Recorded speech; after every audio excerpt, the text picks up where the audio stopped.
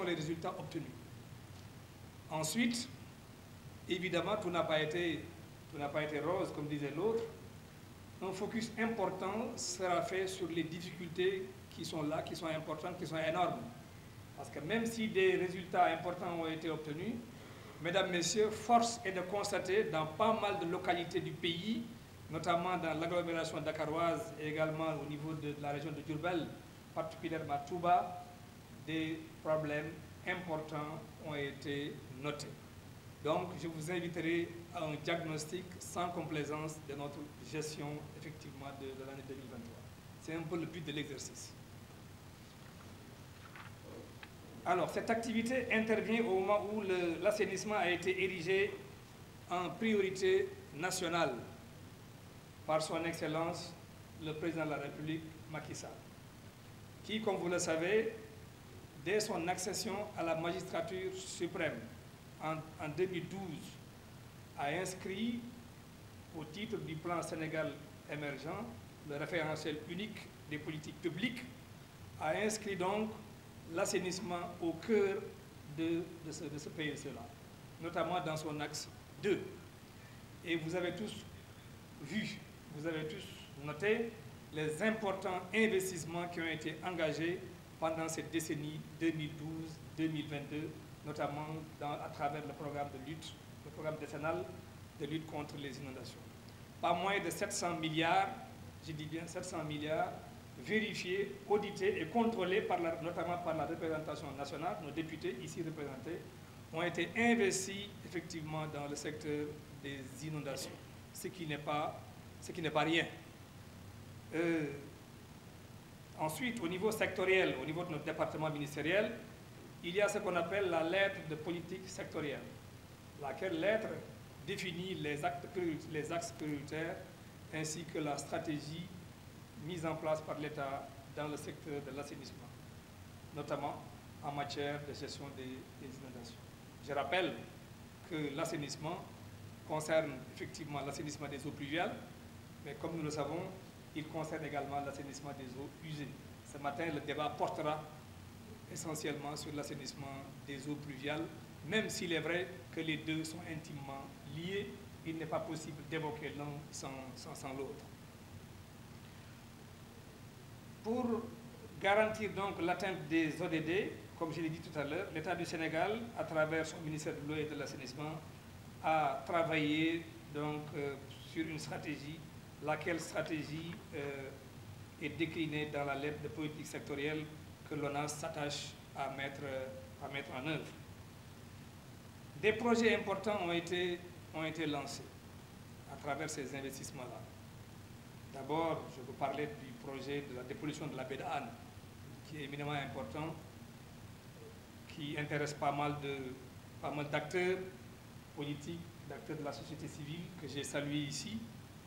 On en parlera dans les débats, lequel projet est en train de connaître des avancées extrêmement importantes sous l'impulsion de son Excellence, le Président de la République, Macky Sall.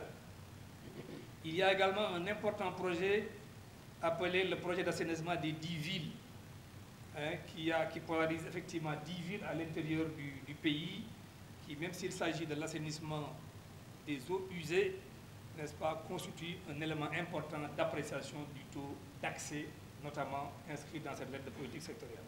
Sans compter le projet de la dépollution Nord-Ville de Dakar.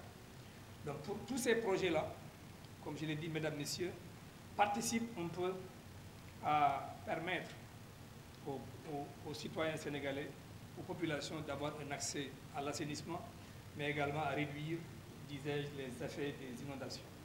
Cela est extrêmement important et il me semble qu'il faut le souligner.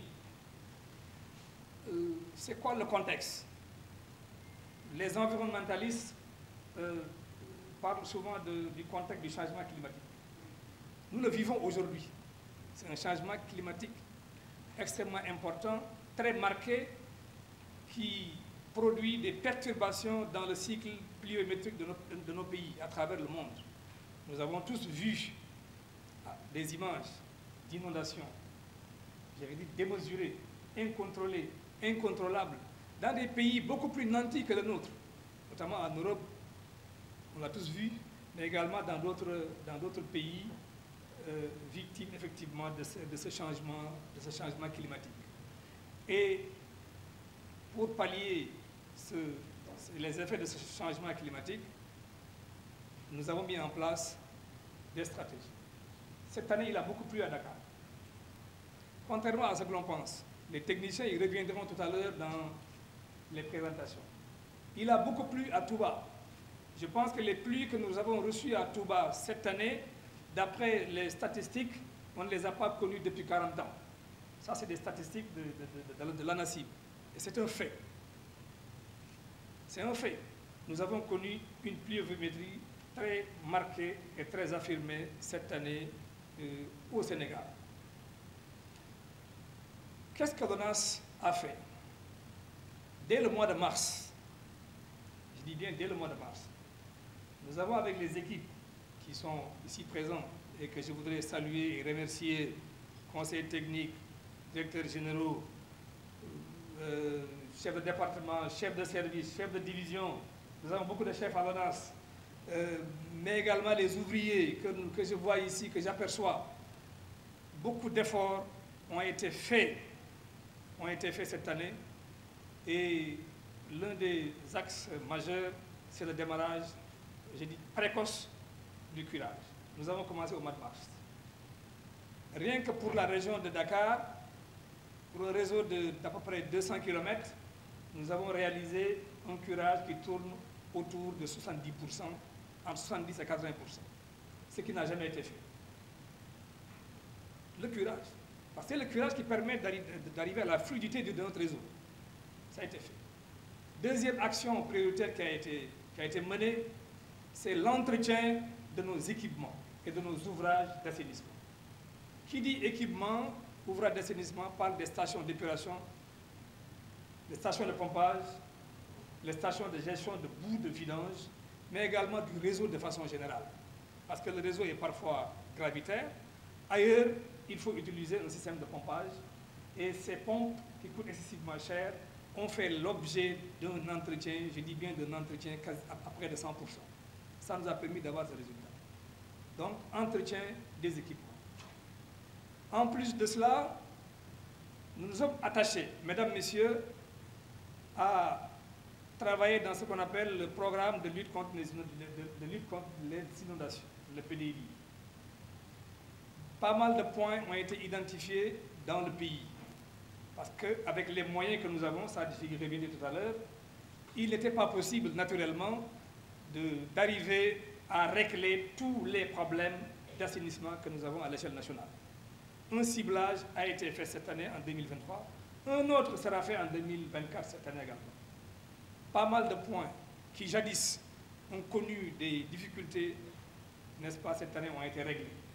Je veux parler de l'unité 22, le croisement de l'unité 22, tout le monde le sait. Je veux parler de Ndiagoba, je veux parler de cité Djunkob. Qui dit cité Djunkob, rien que l'appellation cité Djunkob renvoie à la présence d'eau. Cette année, on n'a pas eu de problème à ce niveau-là. Je suis en face du maire de Yoff, qui ne me démentira pas. On s'est tous rappelé, mesdames, messieurs, les difficultés qu'on a eues par le passé au niveau de l'hôpital Philippe Maguilène Senghor, qui a été par moments englouti par les eaux en 2022 et en 2021. Je pense que cette année, ça a été un mauvais souvenir. Mais je dois avouer que ce n'est pas un hasard. Les techniciens feront la projection tout à l'heure. Des moyens importants ont été investis dans le triangle Nord-Foire, Yoff et, comment on appelle ça encore, la cité Ouest-Foire, pour permettre de mettre hors d'eau toute cette zone-là qui jadis était en difficulté. Donc, Philippe Maguilène Senghor. Tout le monde également se souvient, mesdames, messieurs, des difficultés que nous avons eues avec le bassin versant de la zone de captage. Nous avons tous vu les images de 2022, où le bassin a complètement débordé et déversé ses eaux dans les domiciles, destruction de biens publics, destruction de biens privés. Il y a même eu des morts d'hommes au niveau de ce bassin. Cette année, son Excellence, le président de la République, Macky Sall, bien avant le début de l'hivernage, a donné des instructions fermes, je dis bien fermes, pour que cette question-là soit définitivement réglée. Et par la grâce de Dieu, nous avons pu écrêter le bassin, procéder à son curage définitif, augmenter sa capacité de stockage, le ramener à 275 000 m3, mais également procéder à sa clôture sur une distance que les techniciens pourront tout à l'heure vous dire. Ce qui est, de mon point de vue, éminemment important, et ça nous a permis de protéger des quartiers comme la zone de captage, des quartiers comme Grand Yoff, Cité Millionnaire, etc., etc., etc. Je ne vais pas anticiper sur les présentations. Je voudrais simplement citer les actions qui ont été menées cette année. Du point de vue des moyens, vous savez tous, les moyens de l'État sont limités. Les moyens de l'État, de façon générale, sont limités. Mais je voudrais profiter de cette occasion pour remercier le ministère de la tutelle, nos deux tutelles, j'allais dire, le ministre de l'eau et de l'assainissement, Serigne Mbaye Thiam, ainsi que le ministre des Finances et du Budget, M. Moustapha Ba, qui nous ont fortement appuyés et qui n'ont ménagé aucun effort pour permettre à l'ONAS de réussir ce qu'elle a pu réussir cette année. Même si c'est epsilon, c'est grâce à la mobilisation de ces moyens-là qu'on a pu le faire. Donc je voudrais remercier donc, ces deux tutelles, sans oublier le ministre auprès du ministre de l'eau et de l'assainissement en charge de la prévention des inondations qui, comme tout le monde l'a constaté, a effectué des tournées, des voyages dans pas mal de localités de ce pays-là pour s'enquérir de la situation et donner des instructions précises à l'ONAS, lesquelles instructions ont été suivies d'actions. Donc, pas mal d'actions ont été menées. Des moyens importants ont été menés. Cette année, grâce à un financement obtenu à travers un projet PPP, le projet ANFAN nous a permis d'acquérir des équipements éminemment importants, de la logistique importante, des camions hydrocureurs, des tracteurs, beaucoup d'équipements, beaucoup d'équipements, des conduites Anaconda qui nous ont permis de régler pas mal de problèmes cette année à Touba. Donc tout cela, je pense qu'il faut rendre grâce à son Excellence le Président de la République Macky Sall parce qu'il n'a pas lésiné sur les moyens. L'année dernière, à cette heure-ci, les autorités étaient en train d'évaluer les résultats du plan Orsec. Je dis bien à cette heure-ci. On était en train d'évaluer le plan Orsec. Cette année, nous ne l'avons pas connu. Cela montre à suffisance que des efforts ont été faits. Toutefois, il importe d'être réaliste, comme je l'ai indiqué tout à l'heure. Dans pas mal de localités du pays, il y a encore des populations qui sont sous les eaux. Je veux penser à nos frères et sœurs qui habitent dans le bassin versant du lac Rose, dans la zone de Kounoun. Parce que comme vous le savez, cette année, les inondations ont été fortement déplacées dans cette zone-là. Avant 2020, l'épicentre des inondations, c'était le département de Pikine. Quand je dis Pikine, c'est le département de Pikine et Kermassar. Cette année, à Kermassar, je pense qu'on a eu moins de problèmes. Je pense que les populations de Kermassar peuvent en témoigner. Cela montre que des actions ont été faites et ces actions-là ont produit des résultats. Donc l'épicentre s'est un peu déplacé dans Rufisque. Des projets importants sont en train d'être ficelés et sous peu, je pense que cette question d'inondation deviendra un vieux souvenir dans cette contrée. Mais je voudrais que dans notre évaluation, mesdames, messieurs, que nous insistions sur les difficultés, sur les zones qui sont encore dépourvues de réseaux d'assainissement d'eau pluviale ou de réseaux d'assainissement d'eau usée. Dans pas mal de zones, effectivement, nous connaissons ces difficultés-là. Du point de vue de la communication, vous l'avez constaté, mesdames, messieurs, des actions innovatrices ont été posées cette année. D'abord dans la sensibilisation de nos concitoyens sur les actes, en tout cas sur les actions à ne pas faire. Le vol de l'ouverture des regards, ça c'est des actions que nous connaissons. Les branchements clandestins, parce que quand il pleut, vous ouvrez le regard, mais il y a un enchevêtrement des eaux. Et quand le réseau est saturé, mais les eaux vont sortir et ça crée un éboulement. Des sensibilisations importantes ont été faites et je pense que ça a produit quand même des effets notoires. C'est pourquoi je voudrais profiter de mon allocution pour encore une fois appeler nos concitoyens à plus de responsabilité, à nous aider à préserver ces ouvrages qui sont véritablement les leurs. C'est des ouvrages qui appartiennent à ces populations-là. Et je pense que le message est entendu parce que cette année, quand même, quoi qu'on puisse dire, mesdames, messieurs, nous avons eu quand même moins de difficultés à ce niveau-là. Donc, bref, c'est un travail d'équipe qui a été mené par tout le monde. Je remercie tout le monde pour ce travail important qui a été fait. Je voudrais également remercier, mesdames, messieurs les maires, qui vivent des situations extrêmement difficiles. En tant que politique, je le comprends, parce que c'est les premiers interlocuteurs, ce sont les premiers interlocuteurs des populations. À chaque fois qu'il y a un problème dans une zone, c'est le maire, c'est l'élu qui est interpellé au premier chef. Donc je les comprends. Je note également les efforts consentis par la plupart des maires dans leurs zones respectives. Il sera très difficile pour moi de les citer tous, mais vous en serez reconnaissant. J'ai pu mesurer votre accompagnement, j'ai pu mesurer votre collaboration pour nous amener à réussir effectivement ce que nous avons pu réussir cette année. La parole vous sera donnée tout à l'heure pour que s'il y a des manquements, s'il y a des difficultés, s'il y a encore des zones qui restent, qu'on puisse les soulever et les noter dans le procès verbal qui va être transmis à qui de droit pour prise en charge dans l'hivernage prochain. Je voudrais également remercier nos amis de la société civile ici présents, les imams qui ont fait des prêches dans des mosquées, les Badianogor, les associations. Je veux citer les associations, je prends pour exemple les associations de Touba qui nous ont beaucoup aidés, qui nous ont beaucoup soutenus cette année à travers des motopompes qui ont été distribuées, qui malgré l'ampleur des eaux ont pu effectivement trouver pour appuyer ces populations-là. Il y a pas mal de volontaires de l'assainissement. Je les connais tous, je ne vais pas les citer ici. Ils auront l'occasion, s'ils le souhaitent, de prendre la parole. Donc, mesdames, messieurs, sachez que je remercie tout le monde.